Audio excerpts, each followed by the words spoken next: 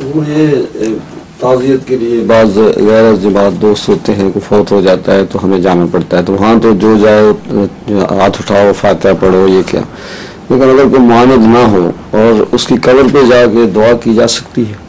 کی جا سکتی ہے، کوئی منع نہیں ہے. منافقین جو ہیں اور شریر، ان کی قبروں پر نہیں جانا، ان کی قبروں پر نہ ہاتھ اٹھانا نہ ویسے جانا ہی منع فرما دیا ہے. لیکن وہ جو دوسرے لوگ ہیں عام، ان کی قبر پہ دعا کا کوئی حرج نہیں، مگر جنازہ نہیں پڑھنا. جب میں اس میں گیا تو میں نے سوچا کہ ان کو یہ صحیح اسلامی طریق بیان کہ یہ جو فاتحہ ہے یہ اسلامی طریق نہیں، صحیح طریق یہ ہے کہ قبر پہ دعا کرے. پھر سب کو ساتھ لے گئے، ہم گئے. نہیں، یہ بھی درست نہیں ہے کہ ضرور قبر پہ جا کے دعا کرو. یہ بتانا چاہیے کہ یہ رسم ہے تمہاری، اس میں کچھ بھی نہیں ہے.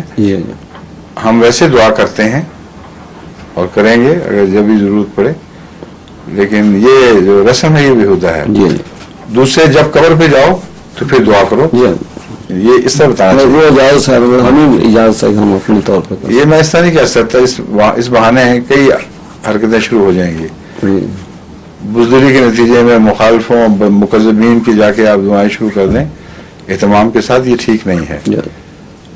اگر کوئی شریف آدمی ہے، مثلا آپ کے علم میں ہے، اس میں کوئی کوجی نہیں تھی، تو اس کی قبر پہ دعا کرنا ہرگز منع نہیں ہے. اس کے لیے اتنا میں کہہ رہا ہوں. لیکن جب آپ اس طرح کھلا شروع کر دیتے ہیں نظام کے علم میں لائے بغیر، تو کئی بزدل، کئی نکمے اس سے فائدہ اٹھا سکتے ہیں پھر، اور بے احتیاطیاں بہت بڑھ جائیں گی.